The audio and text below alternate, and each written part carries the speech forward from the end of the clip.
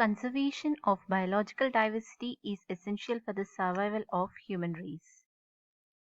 Conservation of biological diversity leads to conservation of essential ecological diversity to preserve the continuity of food chains. So, today in our topic of conservation of plants and animals, today's topic which we are going to cover is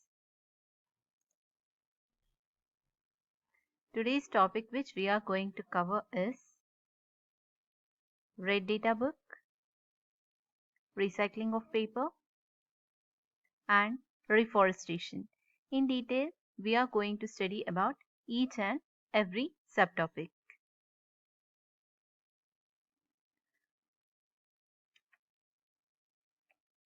Moving on to first topic, that is about Red Data Book.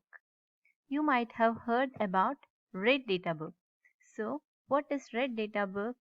Red Data Book is a public document which is created for recording endangered and rare species of plants, animals, fungi, as well as some local subspecies which are present in a particular region.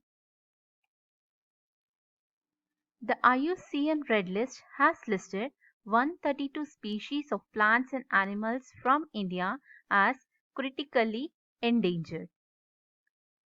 What do you mean by IUCN? IUCN means International Union for Conservation of Nature and Natural Resources, which works towards assessing the global conservation status of plants and animal species.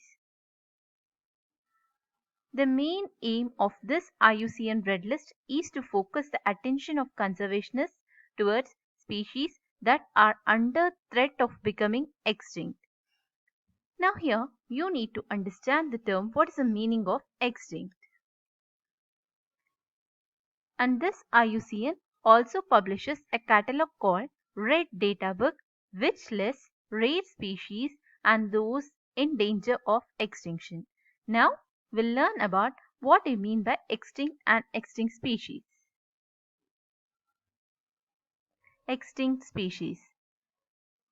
Species that no longer exist anywhere on the earth are called extinct species. For example, dodo bird, Tasmanian wolf, Labrador duck are some of the examples of extinct species. And here just understand one more new term, that is critically endangered species.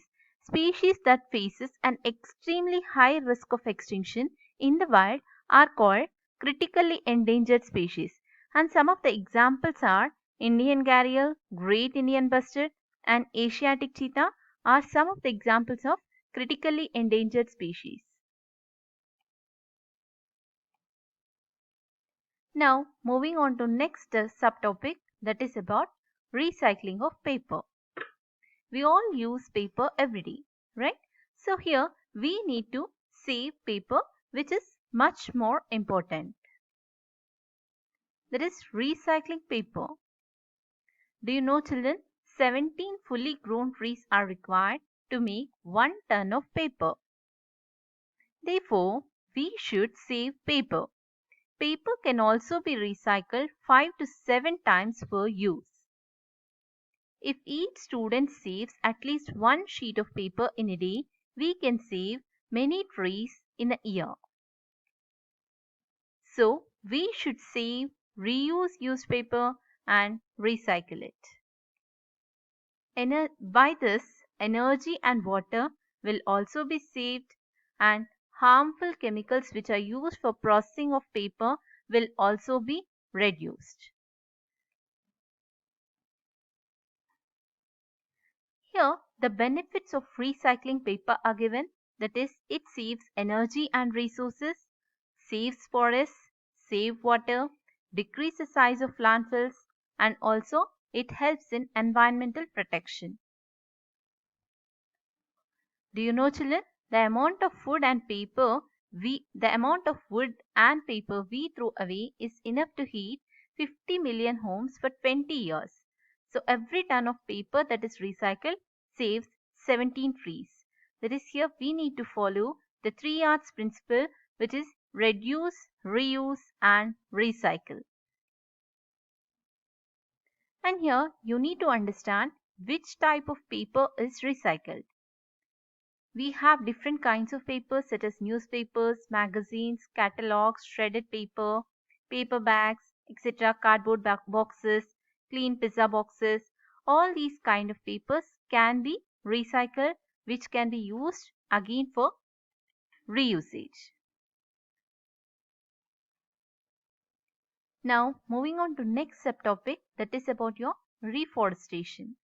Re means to plant again. Forest. Forest is a place that is full of plants and trees. And station. Station is a habitat of plants and trees.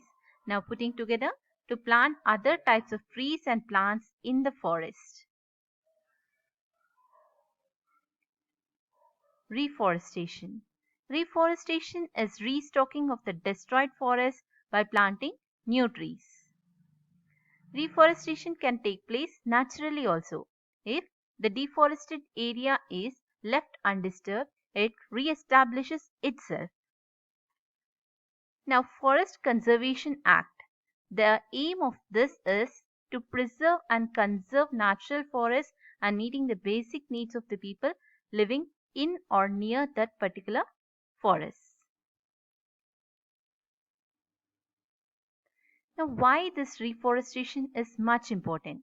The aim of reforestation is to plant more trees to replace the one that has been cut. As more trees are planted, the effect of carbon dioxide emission to the environment can be lessened since the trees will absorb carbon dioxide and transfer it to breathable oxygen. This process, which we call it as a photosynthesis.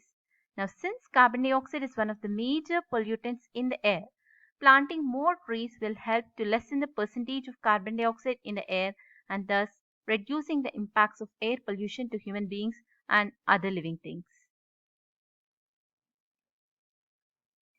Just understand the term and difference between afforestation and reforestation, children. Afforestation is the process of establishment of forest where there was no forest. It is done by planting trees or sowing their seeds and caring continually until the trees grow collectively as a whole into a forest. Now, reforestation is placing or planting trees where the area was deforested. Now just answer these questions, children. Now it's your turn. Please copy these questions. Here match the following is there. Afterwards, then you have a small puzzle. Here are some MCQs. Complete these MCQs and just check your answers which are provided here itself.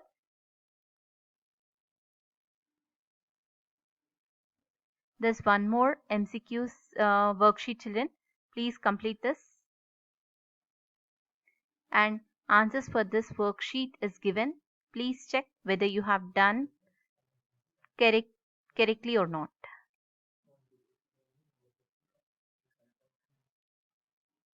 And answer these questions. Differentiate between wildlife sanctuary and biosphere reserve, zoo and wildlife sanctuary, endangered and extinct species. And the second question is, what will happen if we go on cutting trees? If the habit of animal is disturbed, if the top layer of soil is exposed. And third question is, answer in brief, why should we conserve biodiversity? What are the causes and consequences of deforestation? What is Red Data Book? And the fourth question is, why should paper be saved? Prepare a list of ways by which you can save paper. Thank you, children. Thank you. Om Namah Shivaya.